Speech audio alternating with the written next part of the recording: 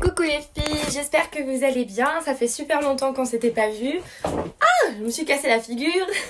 Du coup, on se retrouve aujourd'hui pour plein de petites vidéos pour de nouvelles difficultés. Nouvelles, anciennes, révision, pas révision. Enfin voilà, vous allez avoir plein de vidéos qui vont apparaître. Et du coup, vous allez pouvoir sélectionner, faire votre choix, apprendre, réviser. Et surtout, on va faire tout ce qui est relatif au corps. Donc des sauts, équilibre, souplesse et pivot, mais aussi on va aussi réviser des mouvements à l'engin. Pour cette vidéo, on va réviser le roulement de tambour, saut de biche.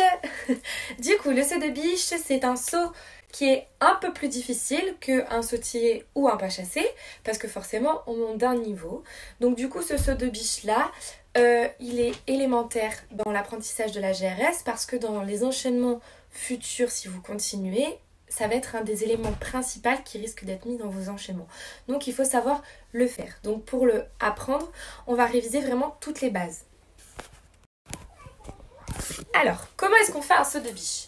Déjà, je ne sais pas si vous voyez le panneau de signalisation quand vous rentrez dans une forêt, en voiture, quand vous êtes sur une route qui est bordée par de la forêt. Généralement, vous avez ce panneau qui s'affiche, qui apparaît, et très souvent, c'est une biche.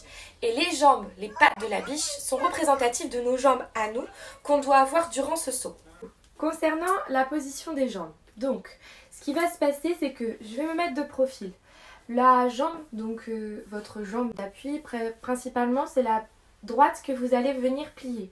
En fait, quand vous allez venir sauter, votre jambe de devant va être tendue et va venir toucher le genou.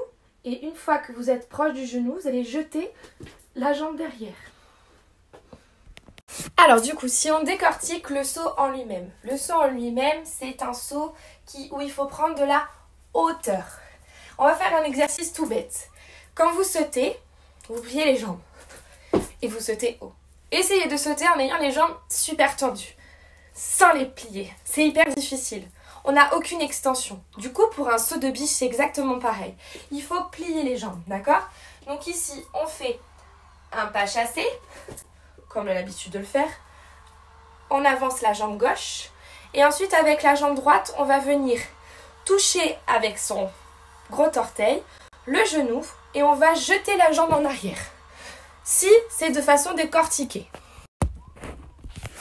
Maintenant, si je vous le fais de profil, bon, j'ai pas beaucoup de place, mais du coup, pas chassé, un pas. Ensuite, je viens taper la jambe ici et je jette celle derrière.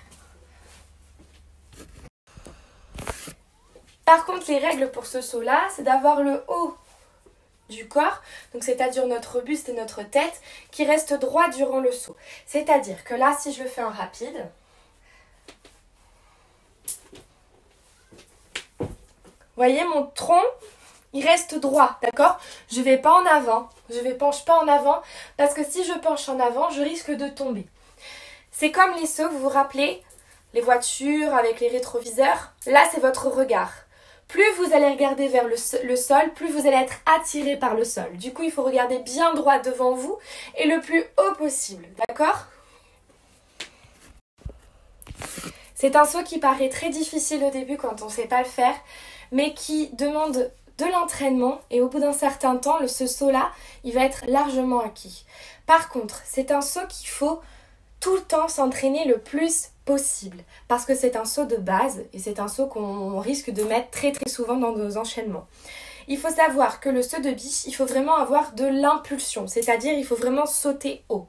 Pour ce faire, il faut se muscler les cuisses, d'accord ? Donc il faut faire soit des exercices où on marche en canard, donc ça j'ai déjà dû vous le faire pendant la vidéo de l'entraînement, ou soit tout simplement vous sautez dans une corde. Le saut dans la corde, ça muscle les cuisses et les mollets. Il faut pouvoir se muscler pour avoir assez d'extension pour pouvoir sauter haut. Plus vous allez sauter haut, plus vous aurez le temps de vous tourner droite et de revenir les pieds serrés. Je refais une dernière fois le plus lentement possible.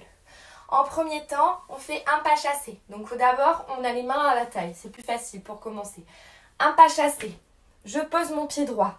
J'avance mon pied gauche. j'avance la jambe gauche que je tends, je viens plier à côté de mon genou et je jette ma jambe gauche derrière. Et je reviens pied serré. Ça, c'est en décortiquant.